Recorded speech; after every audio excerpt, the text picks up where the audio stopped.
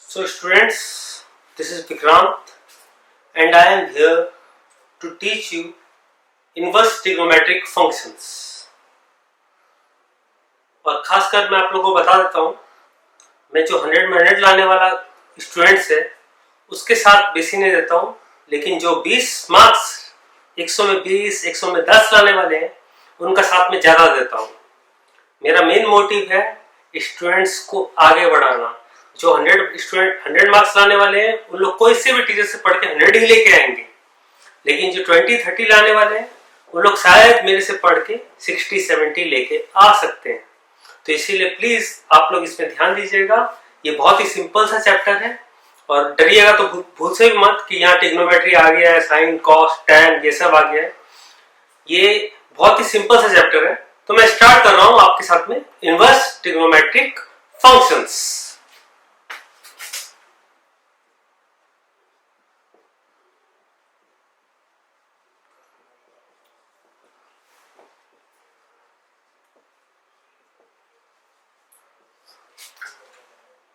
तो स्टूडेंट्स, आप लोगों को पता ही होगा कि sin 30 इज हाफ। ये तो आप लोगों को पता ही होगा, क्लास 10 में भी पढ़ चुके हैं, क्लास 9 में भी पढ़ चुके हैं। तो ये तो सिंपल सा बात है, sin 30 इज हाफ। ओके, अगर मैं बोल रहा हूं sin थीटा इज हाफ और उसके बाद मैं आप लोग को बोल रहा हूं कि थीटा की वैल्यू क्या होगी, तो थीटा की वैल्यू क्या होनी चाहिए यहाँ पर। If I am telling sin theta is half, it means theta is 30 degree. ये आप लोग के लिए एकदम सिंपल सा टॉपिक था और यही इनवर्स ट्रिग्नोमेट्री, बेसिक कुछ नहीं है इसमें। पहले हम लोगों को sin 30 दिया जाता था और हम लोग को वैल्यू लिखनी पड़ती थी हाफ। अब हम लोगों को वैल्यू दी जाएगी कि sin थीटा की वैल्यू हाफ है और आप लोग को थीटा की वैल्यू लिखनी है। This is inverse trigonometric functions. बहुत ही सिंपल सा टॉपिक है, सभी स्टूडेंट आराम से कर सकते हैं, बस ध्यान देने की बात है और कोई बात नहीं है इसमें। तो theta is equal to 30 degree. Inverse trigonometry में क्या हो रहा है, आपका यहां पर बीच में एक स्टेप ऐड जा रहा है। If sine theta is half तो हम लोग लिखते हैं theta is equal to sine inverse half. अब ये साइन इनवर्स का मतलब हो जाता है उल्टी वैल्यू।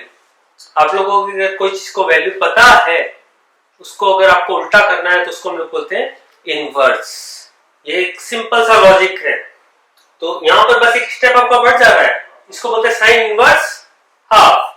अब साइन इनवर्स हाफ का मतलब हो गया कि साइन की वैल्यू हाफ कब होती है, साइन थीटा की वैल्यू हाफ कब होती है, ये आप लोगों को पता है 30 डिग्री। आप लोग यहाँ पर आराम से लिख सकते हैं theta is equal to 30 degree. Same तरीका से अगर मैं बोल रहा हूं tan theta is equal to √3, अब आपको थीटा की वैल्यू बतानी है तो इसमें आपका एक स्टेप ऐड हो जाता है, theta is equal to tan inverse √3। ये जब tan इधर जाता है तो इट बिकम्स tan इनवर्स और थीटा इज इक्वल टू आप लोग बोल सकते हैं फिर इट इज 60 डिग्री। और एक चीज, ये जो आप लोग यहाँ पर -1 देख रहे हैं, इसमें स्टूडेंटों को कंफ्यूज होता है कि ये -1 तो डिनोमिनेटर में जब होता है इंडिसेस के हिसाब से, जैसे कि 1/x जब होता है तो इसको हम लोग लिखते हैं x टू पावर -1। ये पावर -1 नहीं है, दिस इज इनवर्स। जैसे कि अगर हम लोग बोल रहे हैं 1/tan थीटा, 1/tan थीटा, इसको हम लोग लिख सकते हैं cot थीटा, इसको हम लोग लिख सकते हैं cot थीटा। लेकिन यहां पर जब इनवर्स ट्रिग्नोमेट्री की बात आती है, आप लोग एक चीज ध्यान दीजिएगा कि जब हम लोग लिखते हैं साइन, तो मैं साइन अगर खाली कुछ लिख रहा हूं इक्वल्स टू हाफ लिख रहा हूं, तो यहां पर जब मैं साइन लिख रहा हूं तो यहां पर साथ में अगर कुछ इसके साथ में एडेड नहीं है तो इसका कोई वैल्यू ही नहीं है। इसका वैल्यू कब होता है, जब आप लोग साइन के साथ में कुछ यहां पर लिख रहे हैं, तो वो जो चीज लिख रहे हैं तब जाके ये साइन का पूरा मतलब बनता है। साइन 30 अगर मैं लिख रहा हूं तब इसका मतलब बनता है साइन 30 डिग्री। लेकिन अगर मैं खाली लिख दे रहा हूं sine is equal to half, it does not have any meaning.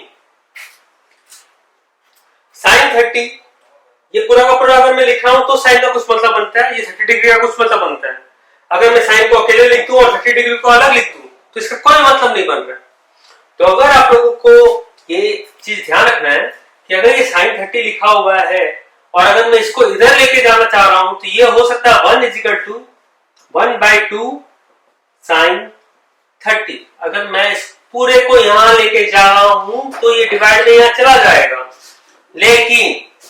लेकिन अगर मैं चाहता हूं कि सिर्फ ये आधा पार्ट को मैं यहां लेके जाऊं, साइन 30 = हाफ, ये साइन को अगर सिर्फ मैं यहां लेके जाना चाहूं तो we can write 30 degree = sine inverse half. जब एक फंक्शन को मैं ब्रेक कर रहा हूं तो इट बिकम्स इनवर्स जब इस साइड में जा रहा है। ये चीज आप लोग ध्यान रखिएगा।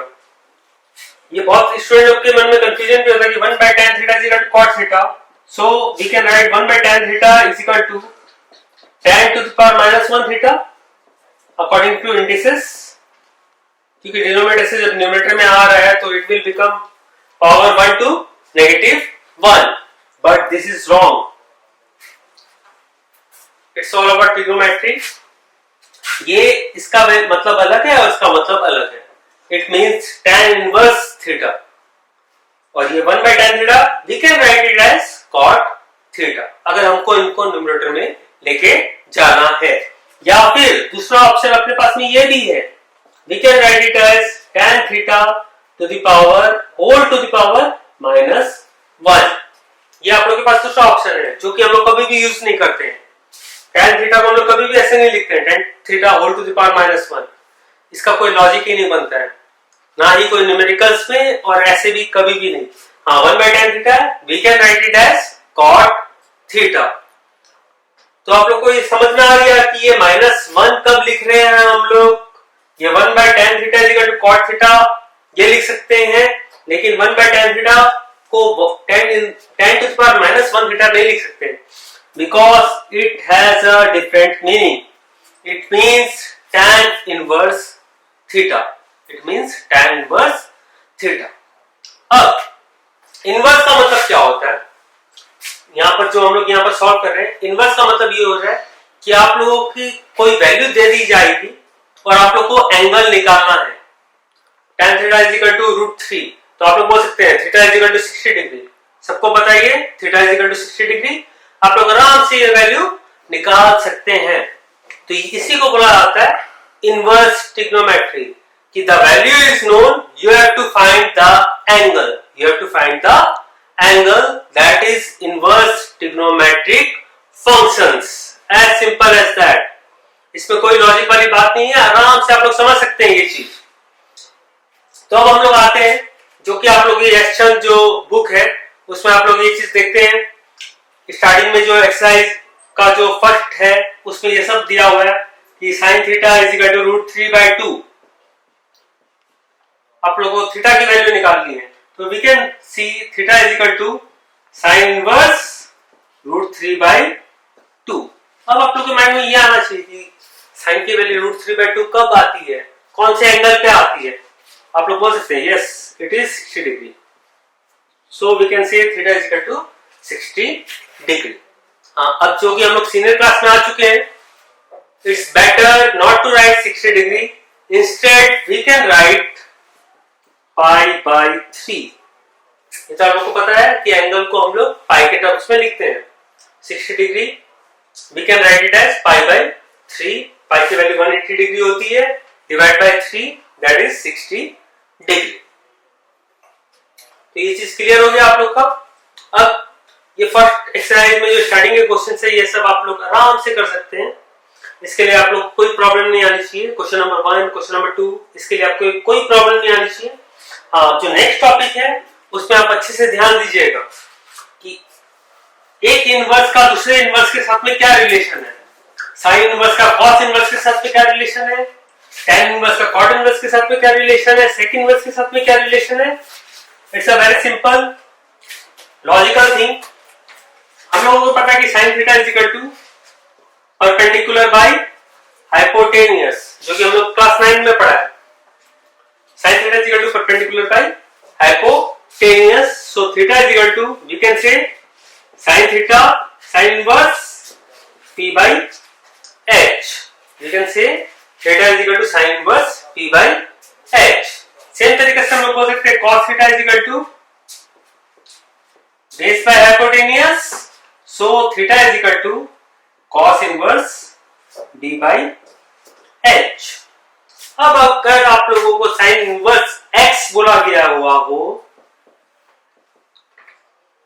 और बोल दिया जाए कि इसको आप लोग प्लीज cos inverse में चेंज करते हैं, so what we will do, we will make a triangle. sin inverse x जब दिया हुआ है तो x के नीचे तो हम लोग 1 लिख ही सकते हैं. So this will be the perpendicular and this will be the hypotenuse. तो perpendicular की वैल्यू हम लोग x लिख रहे हैं, hypotenuse की वैल्यू 1 लिख रहे हैं. So base will be root over 1 minus x square.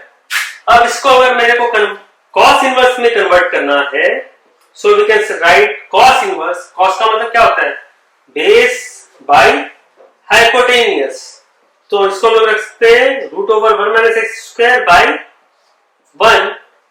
नीचे 1 लिखना कोई लॉजिकल है नहीं, so it will become cos inverse root over 1 minus x square. अगर इसी को अभी हम लोग को tan में चेंज करना होगा, tan inverse में हम लोग रख सकते हैं इसको tan inverse. tan inverse का मतलब क्या होता है? perpendicular by hypotenuse, perpendicular by base, perpendicular x है और base है root over 1 minus x square. इसी को अगर हम लोग sec inverse में चेंज करना है, sec inverse, sec का मतलब क्या होता है? cos का मतलब होता है base by hypotenuse, so sec का मतलब होता है hypotenuse by base, so we can write 1 by root over 1 minus x square. तो आप लोगों को ये चीज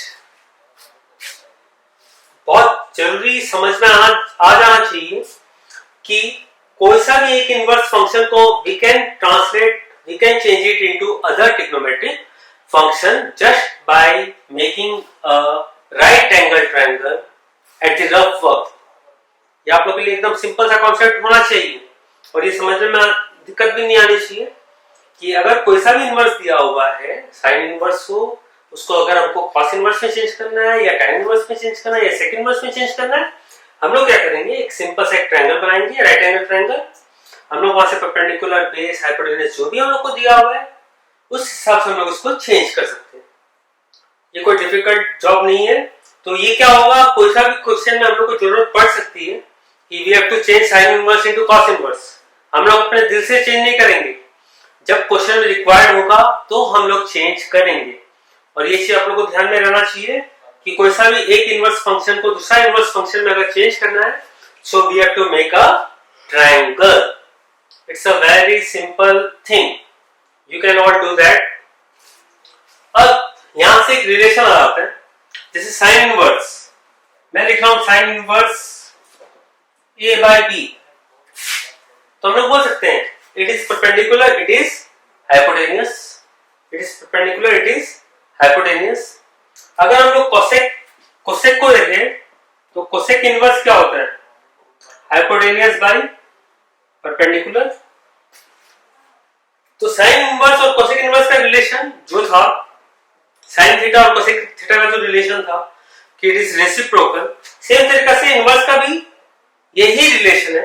अगर हम लोग को देखिए sine inverse x, we can write it as cosec inverse 1 by x. ये रेसिप्रोकल ही होना है. साइन इनवर्स x को हम लोग लिख सकते हैं cosec इनवर्स 1 by x, और सेम तरीके से इसको उल्टा करके भी लिख सकते हैं. cosec इनवर्स x को हम लोग लिख सकते हैं साइन इनवर्स 1 by x. तो ये तीन फॉर्मूलाज आपके पास में डायरेक्टली आ रहा है.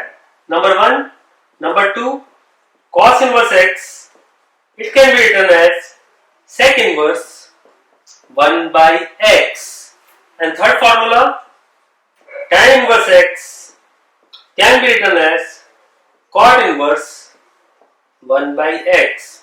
और इसी का उल्टा भी हो सकता है, ये आप लोग ध्यान रखिएगा. ये तीन से और तीन फॉर्मूला बन सकते हैं. cosec इनवर्स x को हम लोग लिख सकते हैं sin inverse 1 by x. sec inverse x को हम लोग लिख सकते हैं cos inverse 1 by x. cot inverse x को हम लोग लिख सकते हैं tan इनवर्स 1 by x. तो ये आप लोग का फर्स्ट 3 फॉर्मूलाज है. अब बात आती है इनवर्स ट्रिग्नोमेट्री खाली इतना चैप्टर का नाम क्यों नहीं है, यहाँ पर फंक्शंस अलग से ऐड क्यों कर दिया गया है। अब फंक्शंस का मतलब आप लोग को पता होना चाहिए।